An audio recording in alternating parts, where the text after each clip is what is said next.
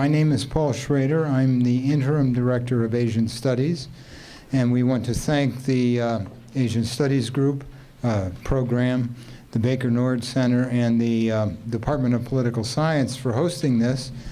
You know, when I lived in China with my family, there was every bit of an opportunity to visit with visiting foreigners who would come in for a week or two or a little longer. And they arrived with great enthusiasm. And that enthusiasm, within a week or so, would start to wane. And they would say, "How long do you have to be here to understand China?" And we had this riddle. We gave them a riddle that said, well, if you're here 2 weeks, you can go back and write a book. And if you stay 6 weeks, you could go back and maybe write an article. But if you stay for a year, you can go back home and not write anything because you don't know where to begin. In short, what the riddle was getting at was, the more you know, the less you understand. Well, there is an answer to this riddle, and that is you have to keep going back and back and back with a focus. And if you can buy this book out here that Professor Vogel has written, it took him about 10 years and many trips to China, total 12 months in China as I read that. So that's the answer to that riddle. You have to devote a great deal of time to this. Now, you're all here because you got the flyer about this, and that includes an extensive biography of our guest speaker. So I'm going to forego that and let him get started. We are very happy that he's here. A couple of logistics. When we get to the Q&A, use either of these two mics. Washrooms are outside the big door to the left, to the right. And we also want to welcome Professor Vogel's wife, Charlotte Eichels, who just retired last year as anthropology professor. So without beating around the bush, welcome, please, Harvard Professor Ezra Vogel.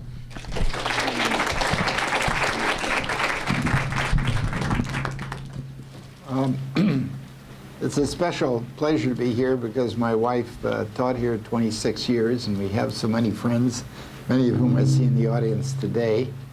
And also because for the last 10 years, some of you have endured while I was running around here and trying to find out about Deng and not being very sociable.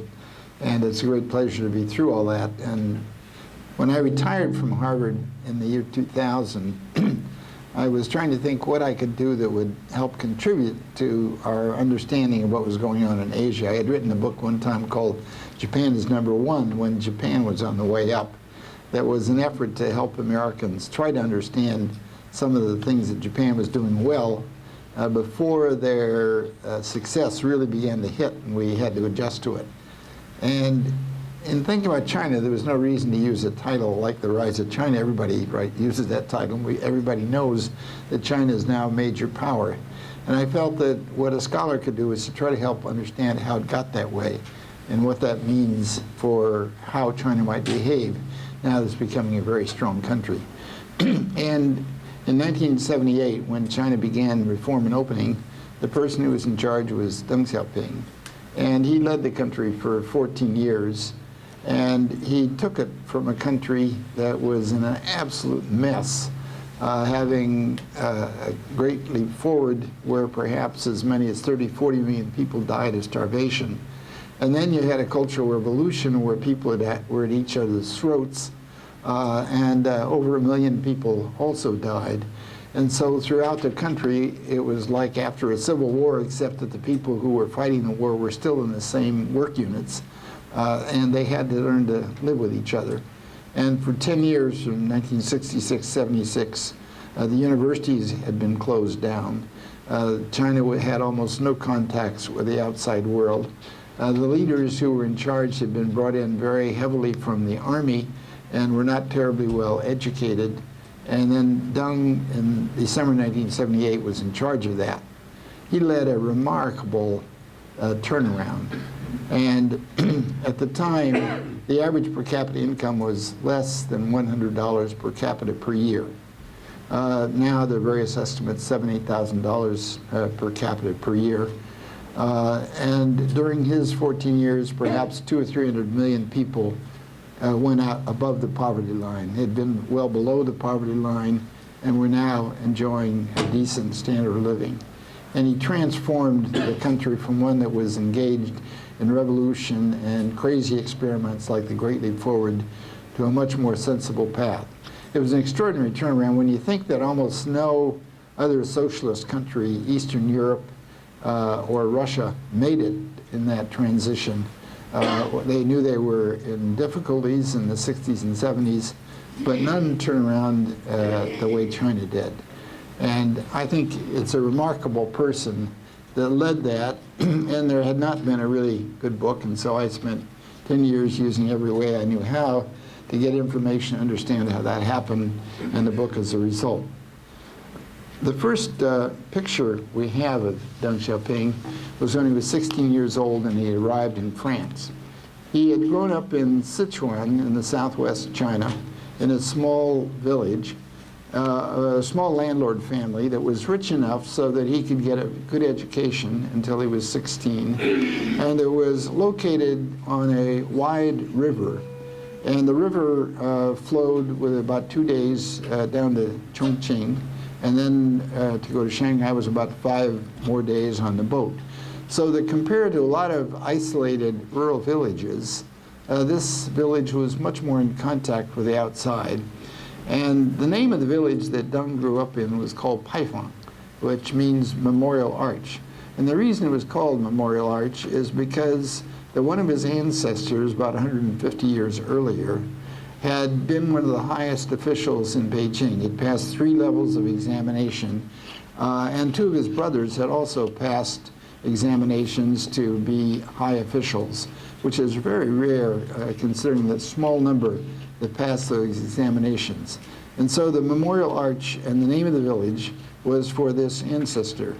And a lot of families in China in the imperial period felt that if they had a son who was smart enough, who might have a chance of becoming an official, they would try to do what they could to educate him.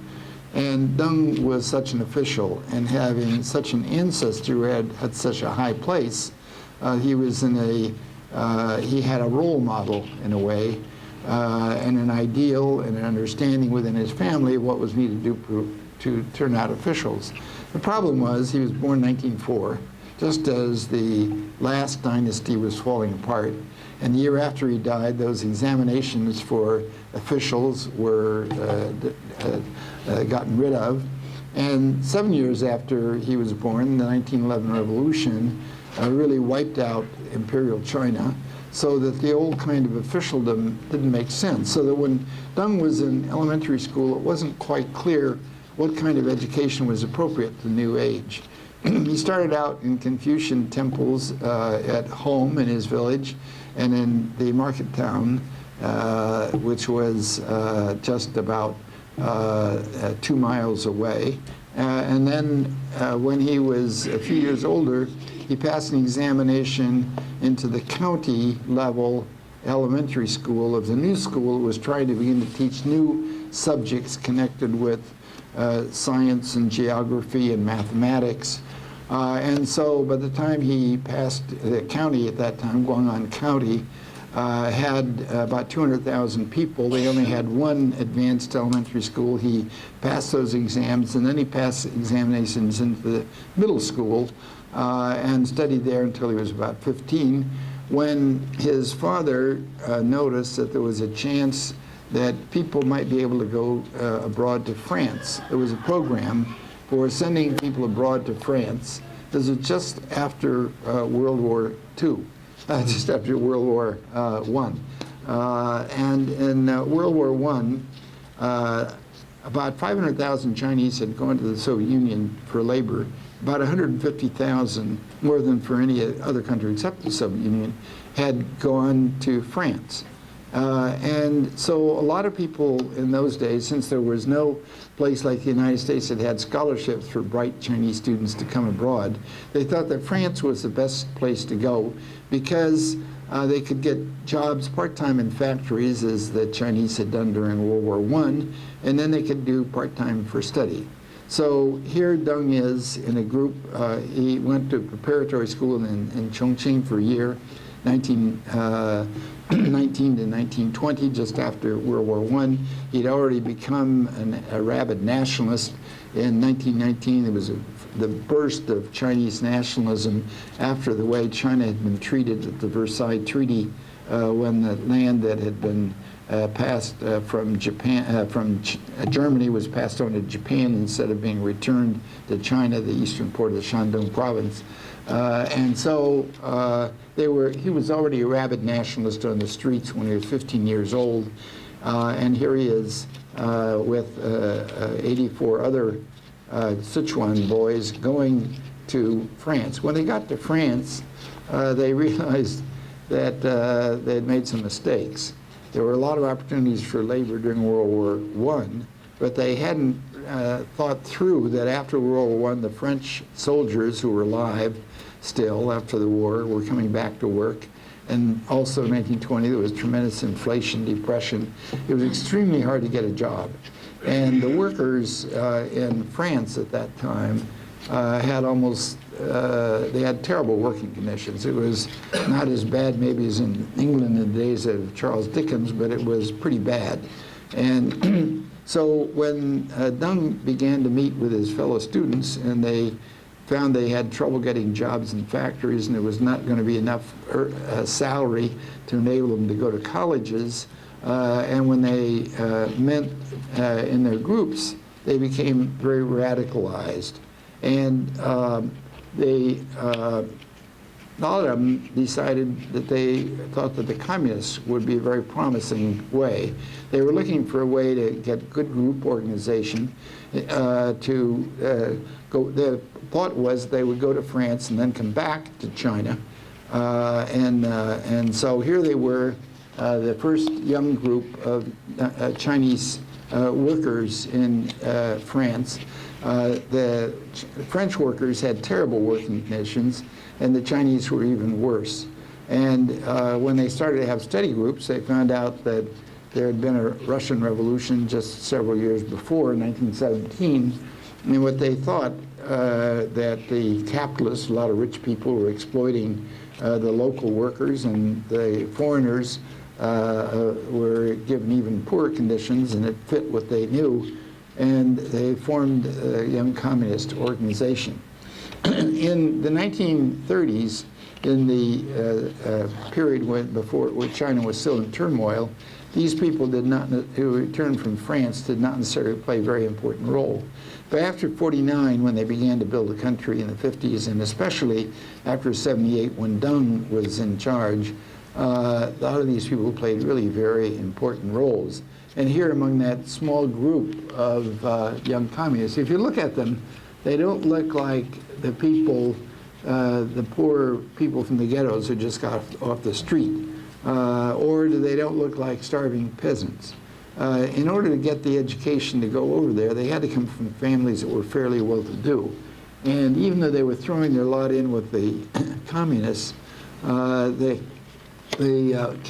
had to have fairly good rich family backgrounds to get the education to get that far. And a lot of these people, therefore, from this group of French students in the 1920s played very important roles. At the center is Zhou Enlai, who was a little more than 6 years older than Deng, who later became premier. He was the one who met Kissinger and Nixon in China, and became the leader of foreign policy for several decades. At the far left, there's a man named Ye Rongjun, who really led scientific development, particularly military scientific development in the 50s and again in the 70s and 80s. Over to the right of Zhou Enlai, you see Li Fuchun, who played a very key role in the first five-year plan in the 1950s, a very important role in building the economy. And then the back row on one of those benches Next to the right over there is Deng Xiaoping. Some people claim that Deng Xiaoping was 5 feet tall, and that's the figure I use in my book. Some people say he was only 4 feet 11. But in any case, he was a short kid, but there he was with all these others who became the seeds of a communist organization built in France. They became members of the Communist Party in the early 1920s, when even in China there were only a tiny group of Deng became a member at a time when there were less than 1,000 Communist Party members in China.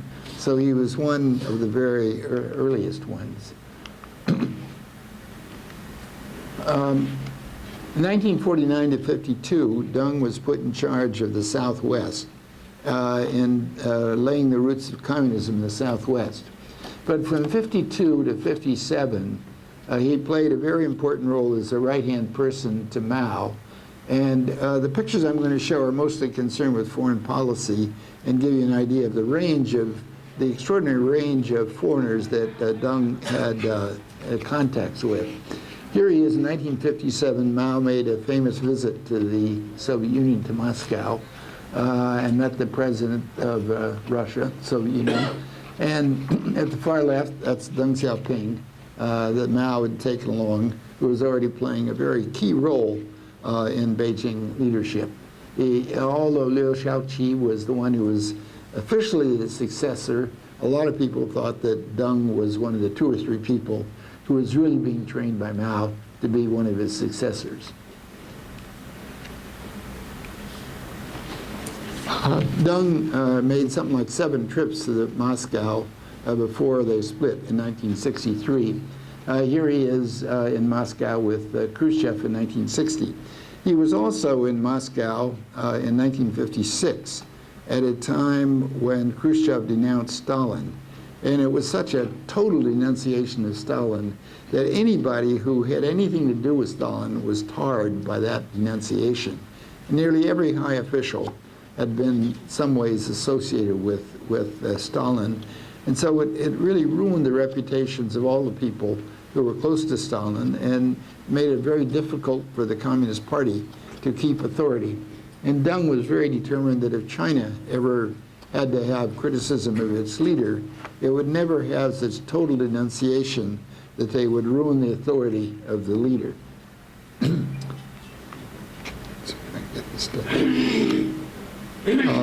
me go back. And he also met other, let's see. Here he is off to Moscow in 1963. Even though Deng was scarcely 5 feet tall, he doesn't walk as if he has an inferiority complex.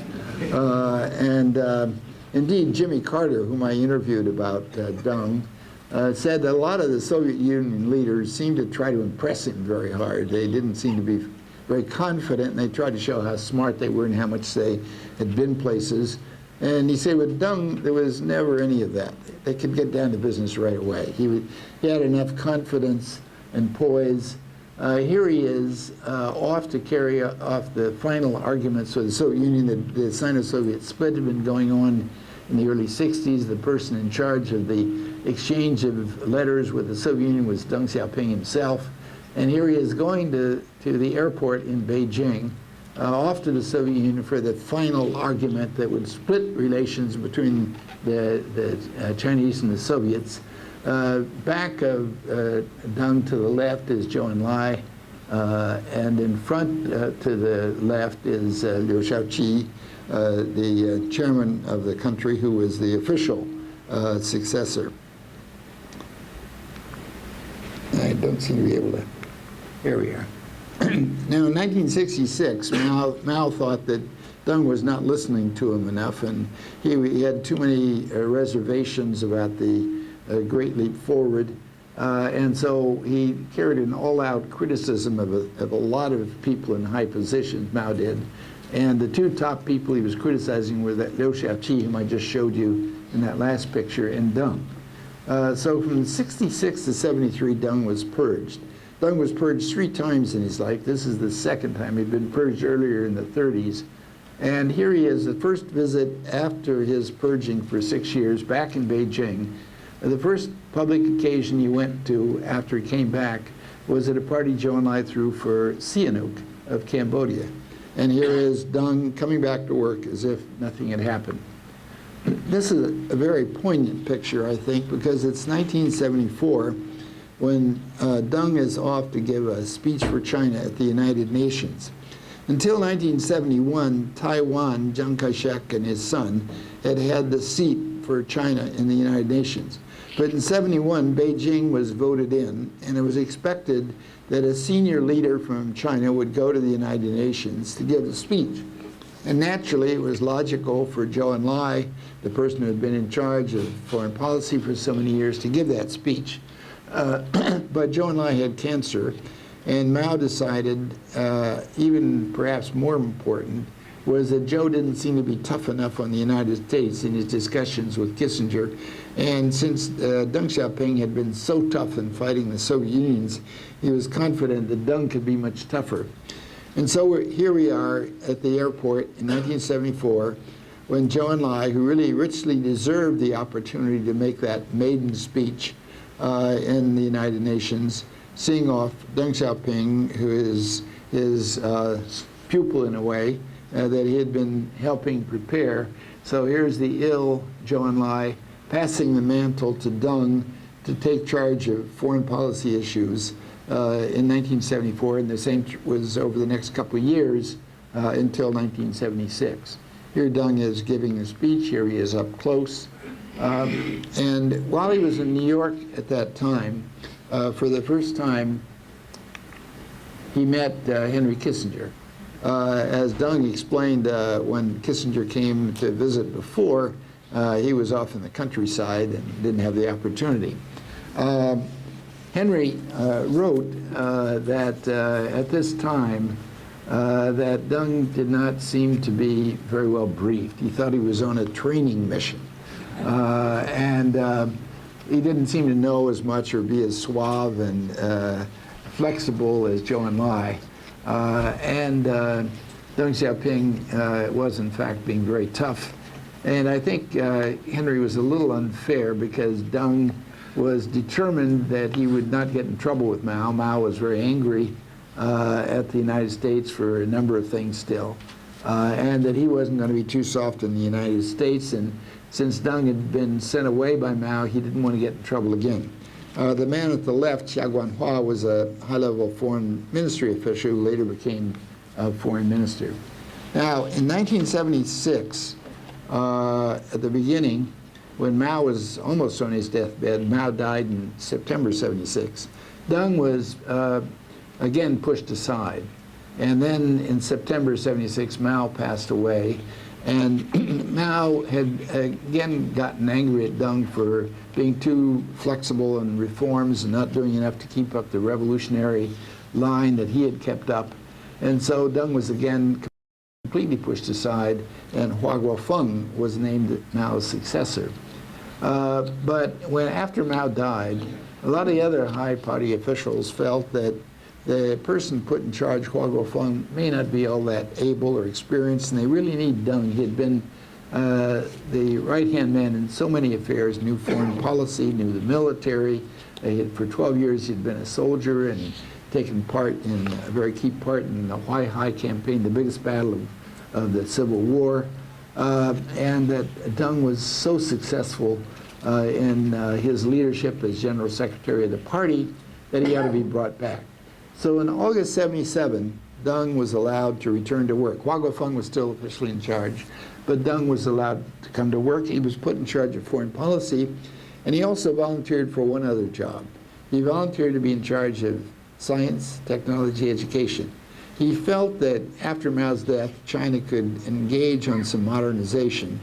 And there were, in those days, they talked about 4 modernizations: modernization of industry, agriculture, national defense, and science technology. Deng felt that science technology was by far the most important, and that the important thing was to get started on science and technology when he came back. So he invited, within days after he came back to work, he called these educators together, including the Minister of Education, He said, the universities have been closed for 10 years. We haven't had any entrance examinations. Can we start entrance examinations this year?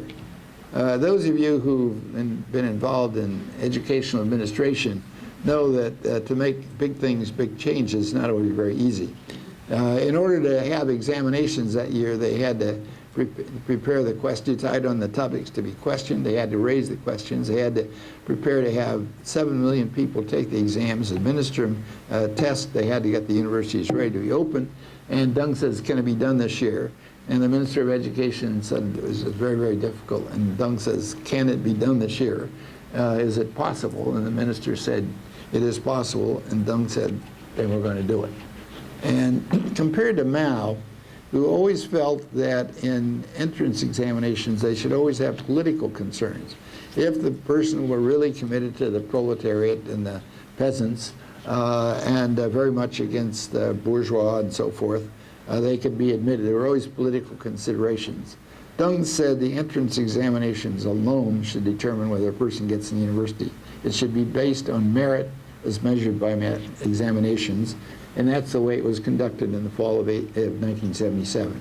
So the bright Chinese students who've come across to abroad after 1977, or ones who got into the institutions after then, are very grateful not to Deng, not only for opening the universities, but by ensuring quality and by allowing those who've been sent to the countryside and doing all kinds of other things to be able to concentrate on their academic activities and to be recognized on the basis of merit. At the time, one of the ways that Deng was getting science into China was by contact with Chinese Americans. Compared to the Soviet Union, where a lot of the people who left, migrants left, were very anti-Soviets, and many were Jews or other intellectuals who didn't hit it off well, Deng felt that all the Chinese abroad of Chinese ancestries could be still helpful even if they didn't come back. And so he invited, at that time, there were 3 Nobel Prize winners who were Chinese Americans. Deng invited all of them to come for talks, and the question always was, what could China do to begin to catch up in science? Here Deng is with Yang Zhenming, one of those Nobel Prize winners. Here he is with Sam Ting, a professor at MIT, another Nobel Prize winner. Here is a pair of Nobel Prize winners, Li Zhengdao and Li Yuanze. And here is Deng with them. He saw them many times. And not only did these people speak to him in Chinese, made much easier, but they had been to in China in the late 40s and gone abroad since that time. They knew the situation in China. They knew what the world-class standards of science was, and they could be very helpful in advising Deng what had to be done to begin to develop science in China. Here they are. Deng also met a number of intellectuals in other fields, much more in science. Here he is with the most well-known linguist, Zhao Yanren. The reason I show this picture is over to the right is a woman named Iris Bian, the daughter of Zhao Yanren, and she made me suffer through first-year Chinese. This is a delegation that went to Europe in the summer of 1978. Although my book is about Deng, and I've concentrated on Deng, of course he alone couldn't make those changes. And one of he needed a kind of climate where officials realized how far behind China was.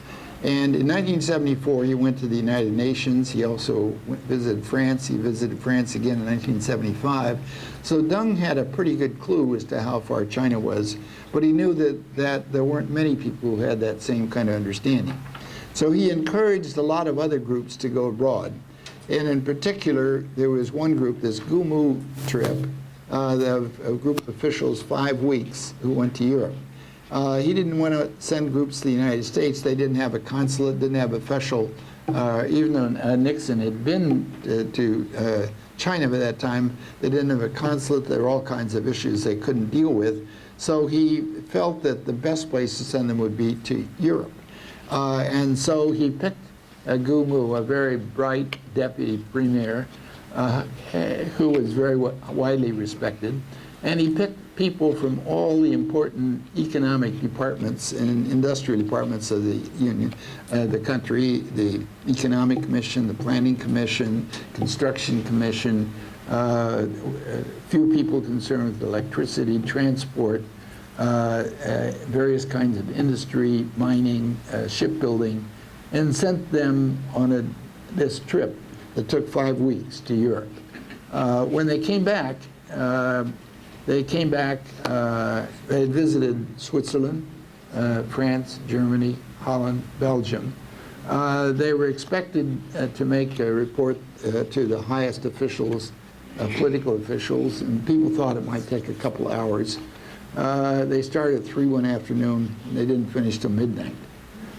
In that discussion, they told that China really was much further behind than they realized. There were so many things that had happened abroad that China was just completely out of it. They had credibility among their peers because they were widely respected high officials. And when they said it, it had a great impact.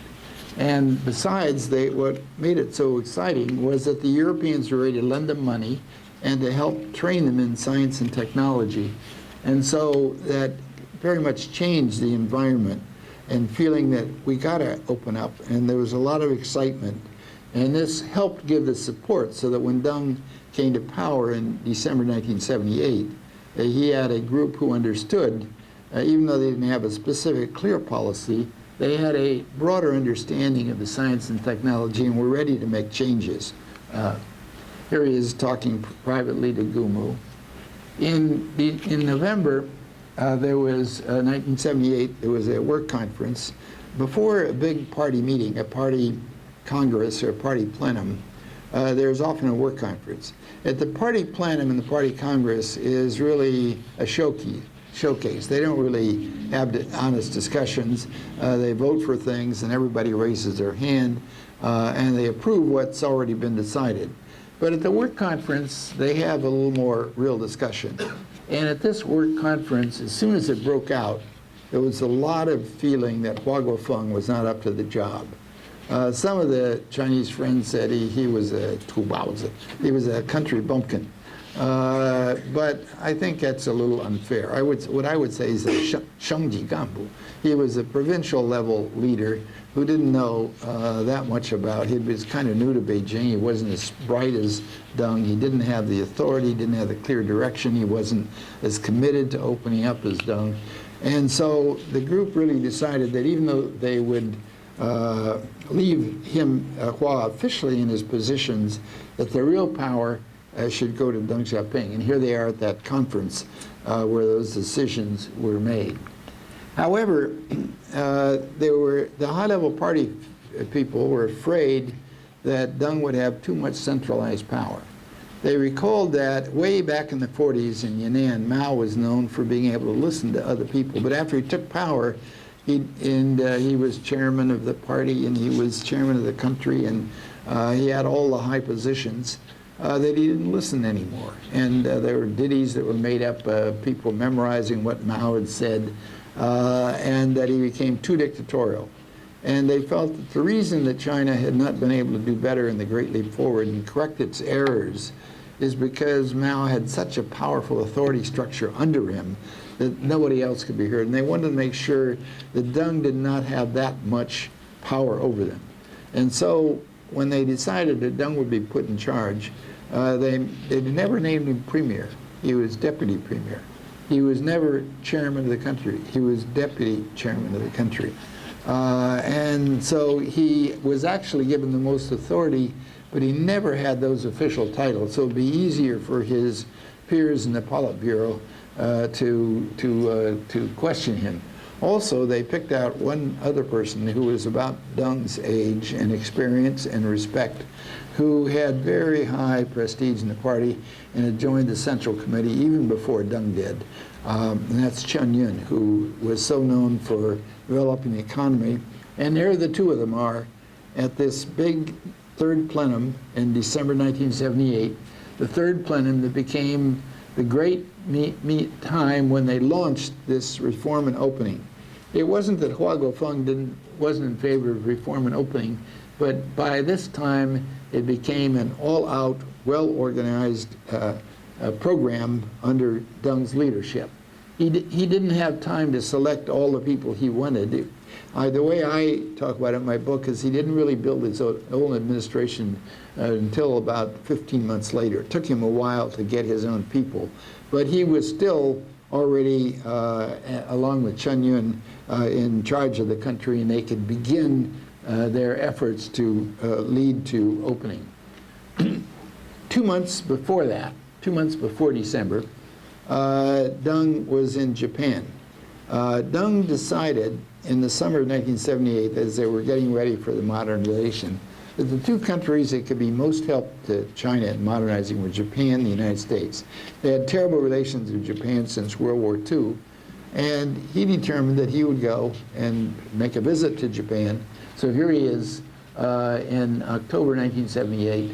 That's the Emperor Hirohito and the Emperor's wife, and just to the right of Emperor Hirohito is Deng's wife, Zhuolin, and then Deng. And they had a conversation for a couple hours, and Deng said it was a very good conversation, that the Emperor had apologized for the horrors that they'd caused in China and was determined that that would never happen again. And these pictures were played in China. Deng felt to get Chinese people to learn from Japan, he had to establish a new kind of emotional base that would enable them to accept what they learned from Japan. Here he is in a Japanese steel factory, Kimitsu, and the man on his right, Inayama, was head of the biggest steel company, Shinnitetsu, and he was taking Deng through that plant, and that's the plant that became the model for the first big modern steel plant in China, the Baoshan steel plant in the Shanghai area. And so here they are going through that. Deng was known as a man of few words. As you probably read in the papers, China now has more mileage of modern fast-speed rail than any other country in the world. In 1978, they had 0 miles. And the first time a Chinese leader rode on the fast-speed train was when Deng rode during his trip to Japan in 1978. When he got through, he wanted to show that he was not just fawning on foreign technology and sort of worshiping things foreigner. He was asked, what did he think about the train ride? And he said, it's very fast. Here he is visiting with Tanaka Kakue. Here he is also just 1 month before that opening and modernization, December 78.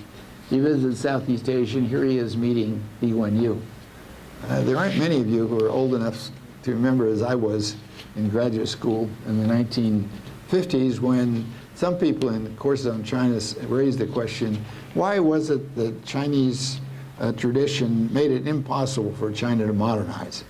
And that was a question that we raised because there had been no modern China really before the 1960s and 70s. But in the 1970s, Singapore, which was 75% ethnic Chinese, had already begun to make great modernization. And so it was, of course, very encouraging for Deng Xiaoping to go meet Lee Kuan Yew, very smart, British-trained ruler who is still around. And when I interviewed Lee Kuan Yew about this, he said that Deng may be the smartest leader that he ever met, that he met a lot of famous leaders after World War II and right up to the present day. He's still alive. But he said that Deng inherited a system that was not working. And he was ready to experiment and start learning and guide the process where that system that wasn't working was changed and reoriented.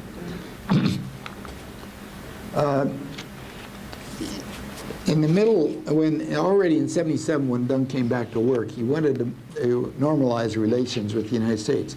Kissinger had gone in 1971, Nixon in 72, and they've just had a big celebration of the 40th anniversary of Nixon's visit. But they have been all kinds of difficulties. They've never really gone to the full scale of really normalizing relations and establishing ambassadors and embassies and clearing up property issues until 1978. And within a week or two after Deng came to power in 77, August 77, he invited Secretary of State Vance to China to discuss normalization, but Carter and Vance were not yet ready. But in May 1978, Carter was ready, and he sent Zbig Brzezinski, and Zbig and Deng hit it off beautifully from the very beginning, and they both hated Russia equally. Zbig said that Deng impressed him immediately as somebody very sharp, very quick, very responsive, somebody you could do business with. And so they hit it off beautifully. And then they began a normalization discussions. And in the fall, during that, for several months, they had discussions. The guy in the middle, Huang Hua, was foreign minister during this time, did most of the negotiations. But on the American side, we had Woodcock. Woodcock had been the AFL-CIO head in the United States, and Carter appointed him as head of the liaison office, the sort of pre-embassy in Beijing, because he wanted him to be in charge of the negotiations for normalization. He had a great skill in negotiations. He was respected in the United States both by workers and management as being an honest but tough negotiator. And Carter, therefore, thought he'd be a perfect person. And in the final stage of negotiations, indeed, Woodcock and Deng carried on the negotiations. Here they are celebrating the completion of those negotiations so that normalization could be announced on January 1st, 1979. When they first asked, when the United States was proposing that a Chinese leader come to celebrate the opening of relations, we knew that Hua Guofeng was still officially premier and chairman.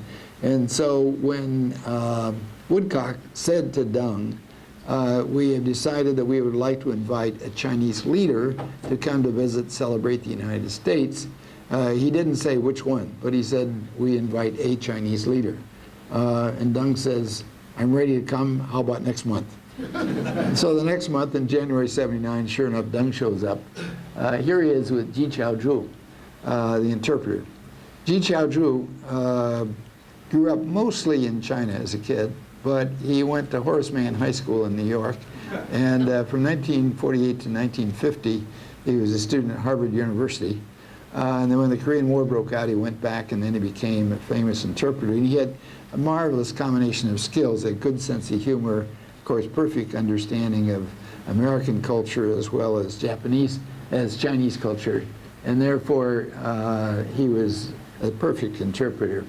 When I talked to him about this, he said the problem with interpreting for Deng was that Deng was so short that he had to always be leaning over.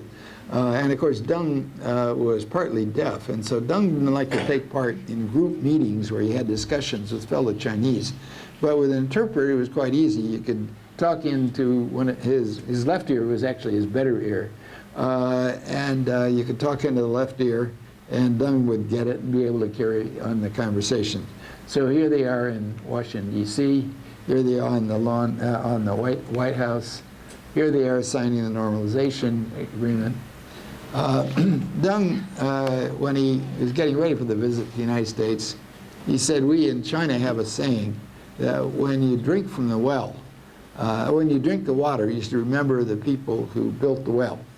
And that even though Nixon was in a bit of trouble because Watergate had been thrown out and sent away from Washington, Deng says he would hope that Nixon would be able to attend the ceremonies at the White House. And so Carter, being very nice, he allowed Nixon to come back to the White House. This is the first time Nixon was allowed back in the White House after he was thrown out for Watergate. And they later went on to have a long conversation, and Nixon later visited Deng in China and kept up quite a good relationship. Deng is that little short guy sort of there. You can see him sort of in the middle. And to his left is that tall interpreter, Ji Chao-ju.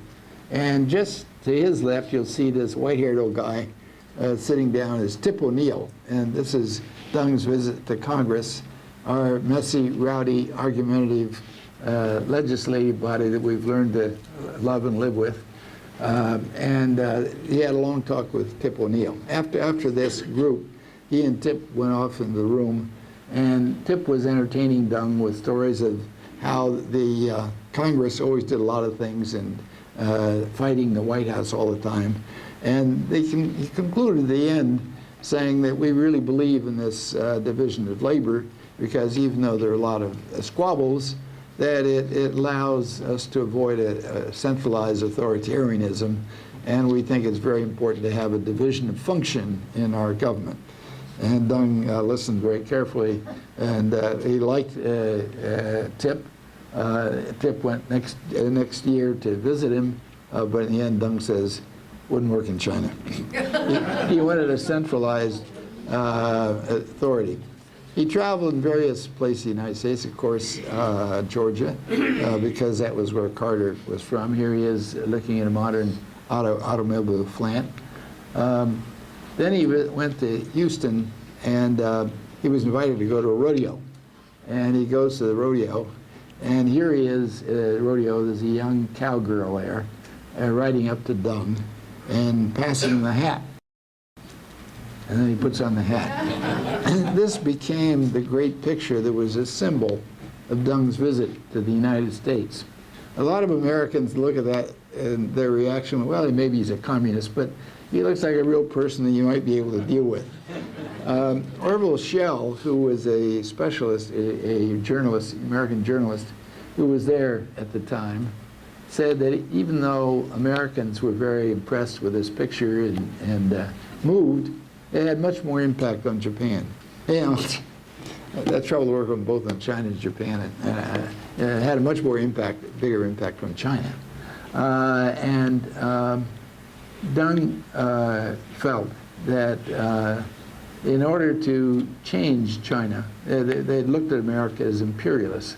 But by looking at this picture, according to Jonathan Schell, it made it seem as if America, wasn't all that bad. All that stuff you've been reading about imperialism, you don't need to worry about that so much anymore. The American life is fun. There are a lot of good things about it, a lot we can learn about it. And so this picture became a great symbol in both countries for the warming of the relationship and communication you could have. Here, Mike Blumenthal went 3 months later, and this is the formal opening of the embassy in Beijing. Deng was also close to George Bush Sr. In 1975, when Deng was already in charge of a lot of things in Beijing, the person who was in charge of the American Liaison Office in Beijing before it became an embassy was George Bush Sr. So the man that George Bush saw during that time was Deng. They had very frequent meetings, and they really hit it off very well. And so when big issues came up, George Bush would again go back to China, as he did in 1982, and have discussions with Deng. When Reagan became president, Reagan was talking about normalizing relations with Taiwan, which was about the worst thing that Deng could hear. And Deng was very upset. But within a year or two, Reagan had backed down, and so it was possible for Reagan to go visit. And you see Reagan's reaction after he visited Deng. He didn't seem like a communist. Here we have Deng dealing with Margaret Thatcher. Margaret Thatcher had just won the war in Falkland Islands in early 1982, just before her visit to begin the talks about Hong Kong. She was known in England as the Iron Lady. Deng was sometimes known in China as the Steel Factory. When she came out after seeing Deng for that meeting, she tripped on the steps of a tall building, and a Hong Kong camera caught a view, And it was as if the Iron Lady was humbled by the steel factory. In any case, the two of them had begun those negotiations in a fairly tense tone, with Deng saying, you know, we'll take over administration after '97, thank you. It's not for negotiation. She thought it was for negotiation. But over the next 2 years, the two countries carried on discussions, negotiations, and so by 1984, the two countries had reached an agreement, and here she is happily celebrating the joint declaration over Hong Kong. Deng wanted to get into all kinds of international organizations. He felt that that would help drive China, that they should take part, they should learn from everybody. Deng one time said he had 3 vices. He smoked, and he drank, and he spit. And in many pictures, you can see this spittoon, which was placed there in case Deng felt it necessary. And among foreigners, it was known that when Deng would get a little excited and upset, he would spit more often. So it was kind of a characteristic thing he had. And there he is with McNamara and his spittoon, but getting in the United Nations, getting in the World Bank. Here he is talking about the entry into the International Monetary Fund. Those of you who are old enough remember the days before Wikipedia, when we had things that were called the encyclopedias. And Deng thought one quick way to learn about outside was to have the Encyclopedia Britannica translated entirely in Chinese. And here he is talking with the Vice President of Encyclopedia Britannica, Frank Gibney, and arranging for that to be translated into Chinese. Here he also met a lot of American businessmen from all around the world. I traced through the chronology of Deng. There are 5 volumes of Deng Xiaoping Nianpu, which give kind of the basic facts of who Deng met with over the years. I haven't been able to recall that he ever met an economist, but he liked to meet people who ran businesses and who ran countries, high officials who were really responsible for anything, but not economists. So he did enjoy meeting entrepreneurs. Here he is with some Hong Kong entrepreneurs. Here he is with one of Hong Kong's big billionaires. Here he is with An Wang, one of the first computer companies in the United States, and getting up to speed about what China needed to do to enter the information age. Here he is with George Bush again in the spring of 1989. The reason the demonstrations took place in 1989, the reason the foreign press was there, was not because of the demonstrations originally, it was because the Soviet Union and China were beginning to agree to come back together again. Not in the same way they had been in the early 50s, but to get over their hostilities. So Deng, who had been responsible for breaking ties in 1963, was 26 years later getting involved with Gorbachev and his wife and trying to get relations back on track. And so for that great event, the foreign press from around the world was invited to Beijing, and that's why they showed up in Beijing. But when they got to Beijing, a lot of the students who were very dissatisfied with the political pressures that they were under had a lot of meetings, and Chinese leaders didn't stop it right away. Here we are, one of the heights that got several 100,000 at Tiananmen Square. Here is the goddess of democracy based on the Statue of Liberty, these huge demonstrations. Deng, in May 20th, sent in the military to establish martial law and told them not to shoot, not to fire. But there were so many people that stopped them, they couldn't get through. And so Deng and a lot of other leaders determined that they would go in, and troops withdrew. On June 3rd, the military was given orders to go in and reestablish order by any means that you feel are necessary. And so hundreds of people were shot on the streets of Beijing. Tanks were brought in. This is a famous picture as those tanks were brought in, and several hundred people were killed. Some people felt Deng was a terrible, nasty autocrat, and there's no question that he is the one who was responsible for putting those people down. And there are, of course, very different views. Some people think that it was such a hideous sin that Deng never did anything, should never be given credit for anything. I think there's no question that Deng was responsible, but Deng was also responsible for doing a lot of things that I've sort of explained in getting the country going. Bush Sr., who had gotten to know Deng well, said a very touching letter immediately after Tiananmen. In the letter, essentially, he said, you know, the reason we are imposing sanctions is not because we want to hurt China. It's because we believe very strong in democracy and the values, and the American people very much support the right of freedom and the freedom of expression. And on the other hand, he didn't say on the other hand, that's mine. He said at the same time, it's taken so much difficulty for the United States and China to have relations. We have to find some way that our two countries should not break down.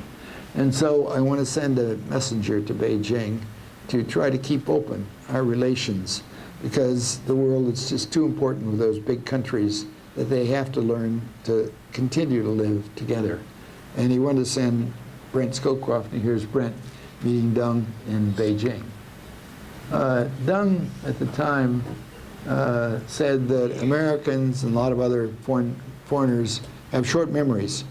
That he said within several years, foreign businessmen will say, we ought to be in the China market. And they'll get their countries to begin to reduce the sanctions, and the foreign countries would again resume relations. In the meantime, we want to stay calm. The way to do now is calm, calm, calm. We should remain open, and the oceans were here before. The oceans will be here a long time later, and I like swimming in the oceans. And this is the picture that was distributed a lot to show how you can be calm.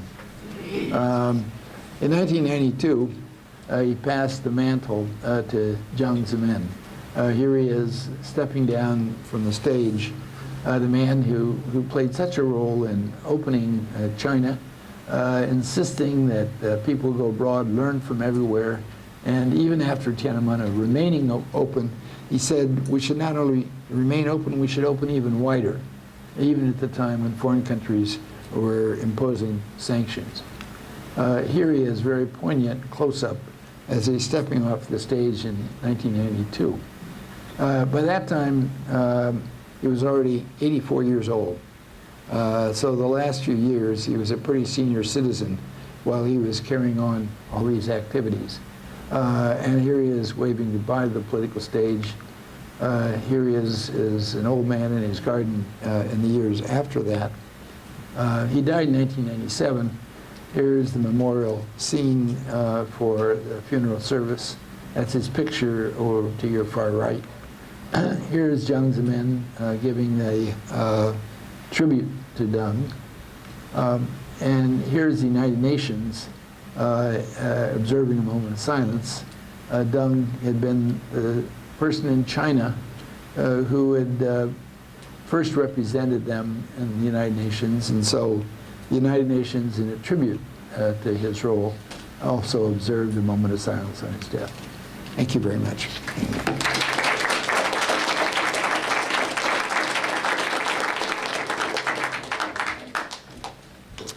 I'll be happy to take questions, comments. Who wants to start off? Anyone who has a question, please go to the mic. Your mic.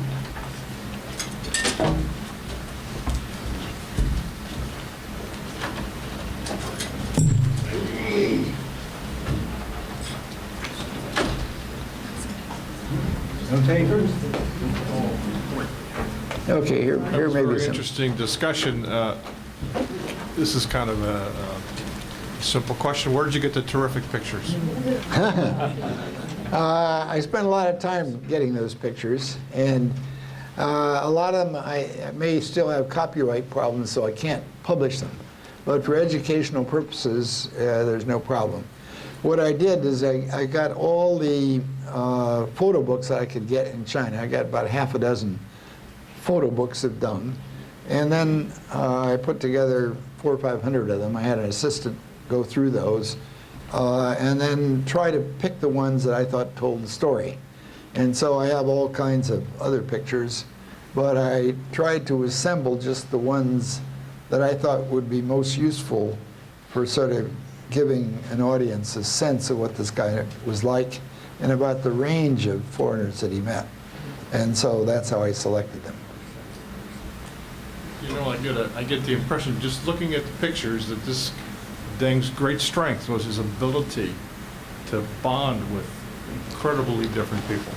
I absolutely agree. I think that's one of the reasons I wanted to do the pictures and not just give a lecture, is because I think from seeing the pictures you get a feeling of the guy that here's a guy who could really bond with people, and it was genuine. And when you get American leaders as different as Nixon and Carter and Reagan and a whole wide variety, and Zbigniew Brzezinski, that he could somehow relate to all these people. And that he had a standard kind of way of often making some kind of offhand, simple little comment at the beginning.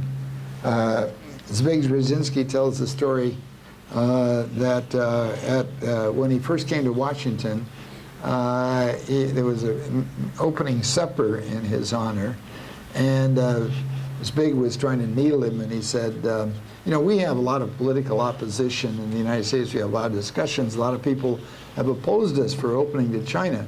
Did you have any opposition to your opening? He says, yeah, that we had quite a bit from our province of Taiwan. It's just a sort of a quick wit. And when Shirley MacLaine in Washington was telling him, you know, she had found something. She had visited China a couple of times. She had a radical spurt in her, and she said she went to the countryside and the intellectual was growing tomatoes. What a wonderful experience the intellectual had growing tomatoes, and had a wonderful program it was for getting people out to really know the countryside. And after she'd gone on for a while, Deng says he was lying. Cultural Revolution was a terrible thing. So he had a kind of a combination of witty and sort of straight talk that people from widely different persuasion. I've interviewed a lot of people who met him, and they nearly all have a positive impression. It's interesting that in looking at my book reviews, generally it's gotten very favorable reviews, and all the people who had met Deng almost always respond positively to the book and to Deng. But some people who were reporters at Tiananmen who feel that he was so horrible, they're critical of Deng. They didn't meet him and they didn't know him. They saw him in different contexts. So it's understandable how different people would respond to him differently. But it is amazing how many different kinds of officials and people from different places met him and found him a really very interesting partner to exchange views with. Yes. You wanted to get up the... Well, what about his family? All right, I think that's clear enough. The question was, what about his family? He didn't hit it off with his father. His father was away most of the time, and when Deng left at 16 to go to France, he never returned to his hometown village. I think it was partly because he wanted to show that he would represent all of China. He didn't want to favor one village and one place, and he wanted to make it very clear. But he also, you know, his father wanted to have an arranged marriage, and he didn't want to do that. And his father got involved in some gambling. And his daughter, whom I spent several interviews with, Deng Rong, she said that he never talked about his father. Deng never talked about his father. So he didn't have very close relations. He liked his mother, and his mother died when she was 43. She was very young. And Deng says that she really looked after the house. The father did a lot of running around. in the towns and so forth. But Deng really bonded with his wife and kids. And he married this woman, Jolin, that you saw with the Emperor of Japan. He married her, they were married 63 years. And so, let's see, it was, I think, 43 that they were married. And she had come from a very rich family in Yunnan. Her father was called the Yunnan Ham King. And he had several very bright daughters. And in the 1930s, when almost no woman ever finished high school, well, she finished the #1 women high school in Beijing and passed the exam for Peking University when almost no girls went to Peking University, and she studied physics. She didn't study home economics, she studied physics. So she was a very unusual person. And although young, in the first years of marriage, she worked close to him in the Army. She worked in the Army headquarters as a staff person. And then after 49, for the first few years, she was a superintendent of a school, principal of a school, and in charge for education for the kids. But after that, she was basically full-time at home. And she looked after, they had 5 kids. As you know, now China has a one-child policy. But when they were little, when Deng was young, they had 5 kids. First one right after World War II. The oldest boy, the oldest one is a daughter, Deng Lin. And then the oldest boy, Deng Bufang, was so harassed in the Cultural Revolution, he leaped from a building and broke his back. And he's been the president of the Handicap Association. And he, of the 5 kids, the oldest one, Deng Lin, was not very healthy and was considered too sickly to go into something demanding like science. She became an artist and she majored in music. Of the other 4, 1 got a medical degree and 3 studied physics at Peking University. So it's a very academic-oriented family, and I think it shows how committed Deng was to science. And even though Deng died in 97, the last time I was interviewed somebody from the family 2 or 3 years ago, all 5 of the kids still lived in the same courtyard. They kept very close contacts, and they had very good relations. I think there was something about the criticism during the Cultural Revolution that really bonded them together even more closely. Because when Deng was criticized, the whole family was criticized. And they really bonded together. They were very bright, and they're very articulate. They're a lively bunch. And compared to a lot of officials who didn't have very close home relations, Deng did.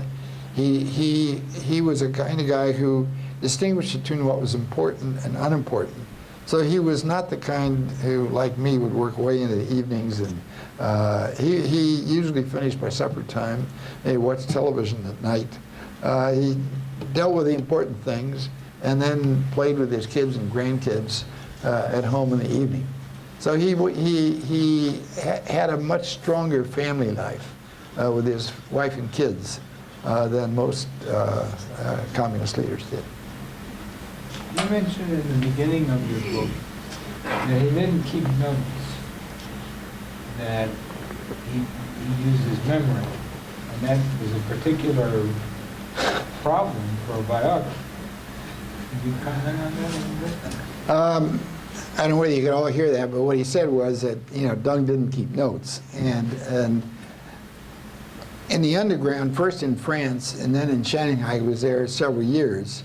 He found that if he kept any notes and somebody found that, they could trace things. And so he just didn't keep notes. And a lot of Chinese basic education, the old Confucian style, was memory. And you memorize passages. And Deng, you know, was one of those bright kids who could learn to memorize bright passages. And even in giving a speech, what he liked to do in preparation was just sit by himself for a while. When he'd be on the plane to the United States, I talked to his interpreter who was on the plane with him. He sat by himself. He wanted to be by himself and just think. He didn't want to talk with other people. He would be thinking through what he would do and what he would say and be well organized, but then not talk about it. So then what the hell does a biographer do when you're confronted with that kind of thing where, if Khrushchev and all those other people kept notes or they talked to people, he never did that. But there are lots of materials you can work with. Those 5 volumes that the Chinese have put out, it's called the Zhongyang Wenxuan Yanzhou Shi, a central documentary that put out the 5 volumes of sort of the basic meetings with other people. So you got the dates and names of people. That's one very good base. Then you have to go on a lot of the memories. The official memories, of course, they build him up as a great hero, and they don't criticize him. And what I did, I tried to interview a lot of different kinds of people, but 2 kinds of people I did. One were a sort of conservative group at a research center that I hung out with in China. And then there were some retired old liberal officials. There's a journal called Yan Huang Chunqiu, where there has a lot of senior officials who were pretty liberal and just didn't get along too well with Deng, and they're quite critical. And I tried to sort of balance the things I heard from those different people, and then, of course, talking to the foreigners who met Deng and had a chance to know, and then the reminiscences. Even though a lot of people are, of course, laudatory toward him, they tell little stories and incidents that give a feel of the man. So I tried, that's why it took 10 years. I tried to put together all the different little sources. It wasn't an easy, quick study. It was trying to put together a lot of different things that sort of pull the thing together. Yes? Here, how...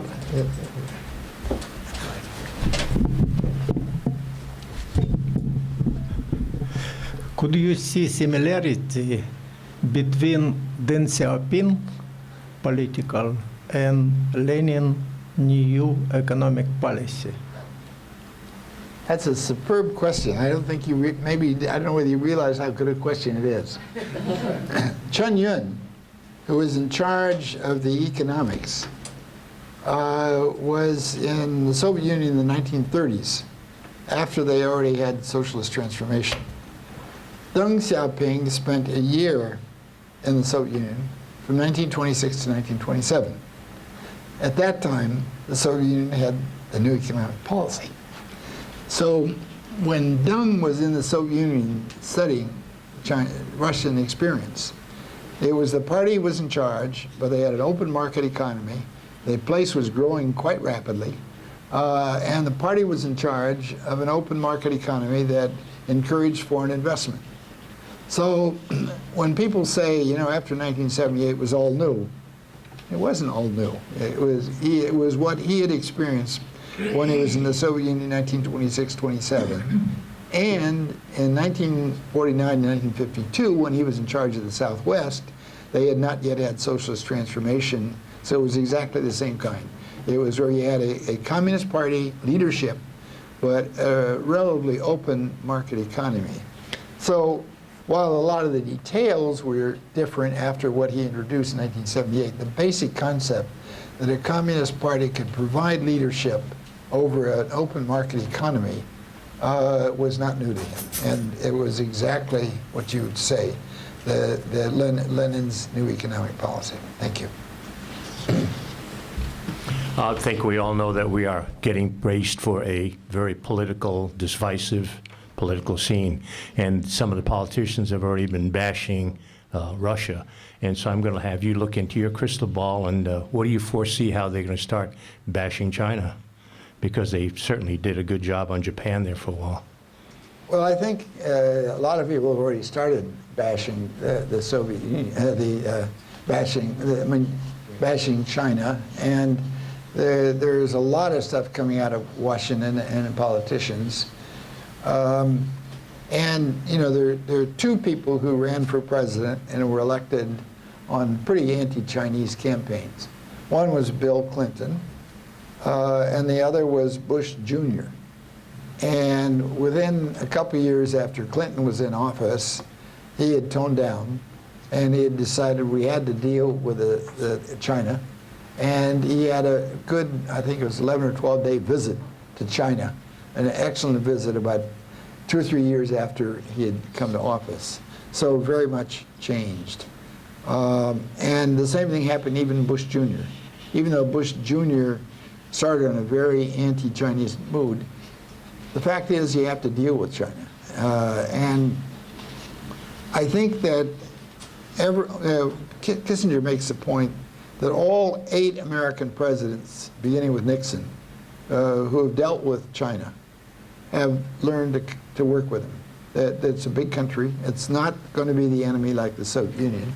There are a lot of things to worry about. And as China gets more military strength, there are a lot of concerns. They're going to have a lot of economic power. They're already moving into Africa and Latin America in a big way.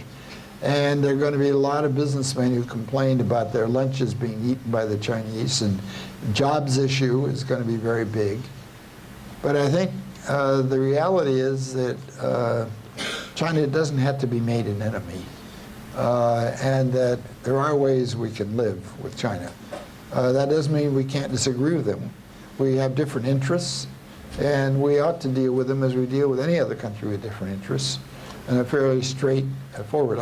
I think the biggest worry, I think, is in the military, because since 1989, the military and the two sides have had very little contact. In the 1980s, when the Cold War was going on, there was anti-Soviet, there was good cooperation between the Chinese military and the United States military in a kind of an anti-Soviet mood.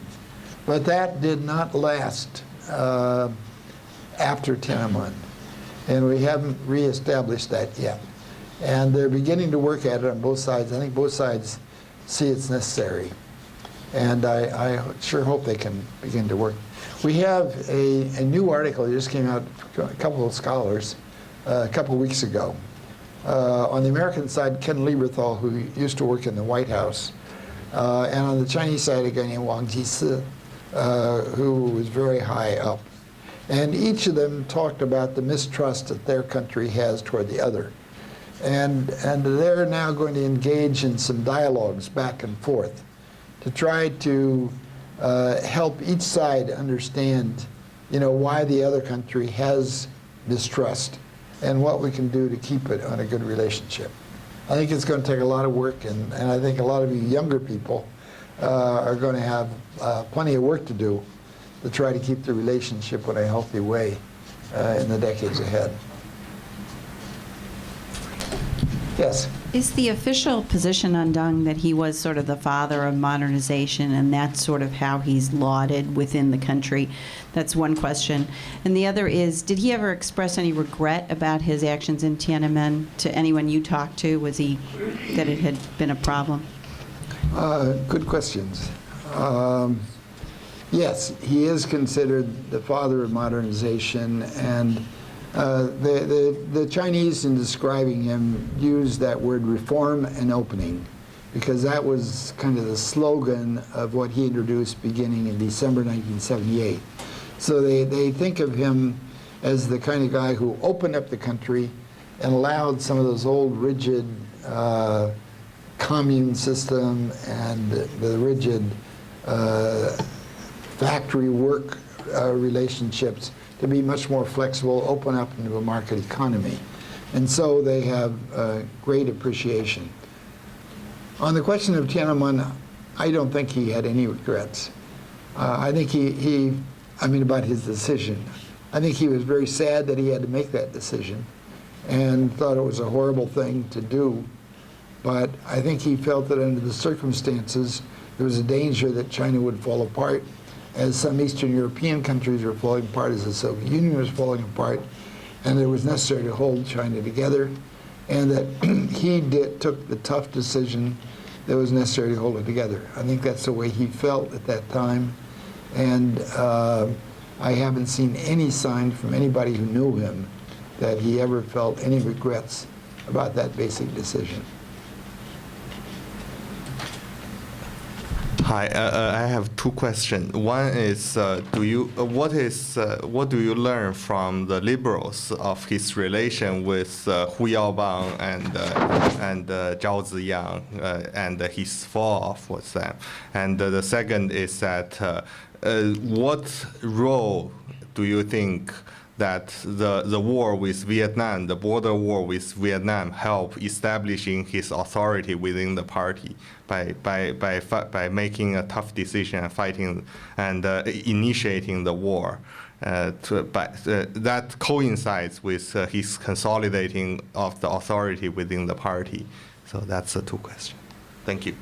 Some of these things may go into more detail than some of you are prepared for. And when he set up his own kind of kitchen cabinet in 1979-80, the two key people he appointed were Hu Yaobang, the top party position, and Zhao Ziyang as the top premier. I think they were both wonderful leaders in their fields. Hu had also suffered, and in sort of bringing back party members and people who had been criticized and suffered, he was an extraordinarily humane, energetic person who completely believed in reform. And he believed in more democracy, more openness than Deng. And I think that Deng began to feel in 84 and 85 that as wonderful as Hu Yaobang was, that he had been too soft on too many people, and that if he were to be the successor, that it would be the tough decisions he wouldn't make. And when the student demonstrations in 1986 became very prominent and were beginning to cause a lot of trouble, he decided to get rid of Hu Yaobang and push him out. So as much as Hu Yaobang had been wonderfully devoted, and he felt he had to go. The senior people that I talked to loved Hu Yaobang, and they felt that he wanted more democracy and more openness, and they were on his side against Deng. And that's what they felt, and they felt that if they'd followed more of Hu Yaobang's suggestions, China would be more democratic, but it would still have held together and be strong. We don't know because, all we know is what happened, but that's what they felt. On Zhao Ziyang, I think Zhao Ziyang was a brilliant person to guide the process of learning about what you had to do to change the economy to fit in with the world. Because the process of becoming more market, more open, what stage do you do what? It's a very difficult decision. And Zhao was a brilliant person. He had served in Guangdong near to Hong Kong. He knew the Hong Kong situation. He had more knowledge of the outside. He had tried experiments in Sichuan from 75 to 80. And he worked very well with the bright young economists in opening. And I think at that he was just wonderful. Again, in 1988, he had made some economic errors. He had pushed inflation higher than the economy could bear, and a lot of the party leaders were very down on Zhao. And I think the reason he lost his position was not only because he refused to support calling in the army in 89, but because of those errors of inflation in 88. So the sad thing is that Deng got rid of those two people who had worked very closely with him. There are many people who have great things to say about both of them. And I think Hu Yaobang's sons now, Hu Deping and Hu Desheng, have been writing things to say more about their father, and gradually it's been permitted to say more. A lot of the things about Hu Yaobang have been published in Hong Kong rather than mainland. On the question of the Vietnam War, I don't think that the internal authority had anything to do with the Vietnam War.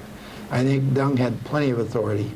I think the reasons for war were that Deng was very frightened that China was being surrounded by the Soviet Union in Vietnam, and it was entirely because of foreign policy reasons that he made the decision to invade Vietnam in March 1979.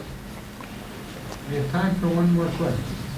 Thank you. Thank you for educating us all. One of my sons is in the Peace Corps in Liberia, and he says that the Chinese have spent a lot of money building universities, but there's no one there to teach. What's the expectation? I don't understand, and he doesn't either. Well, I think China, now has a lot of money. They've been investing in U.S. Treasury bills, and they're not so sure that additional money in the Treasury bills is the best investment. And so they're very concerned now about getting energy supplies around the world. And they're moving very quickly in those countries, in Brazil, Australia, Nigeria, and other places, where they think you can get access to energy.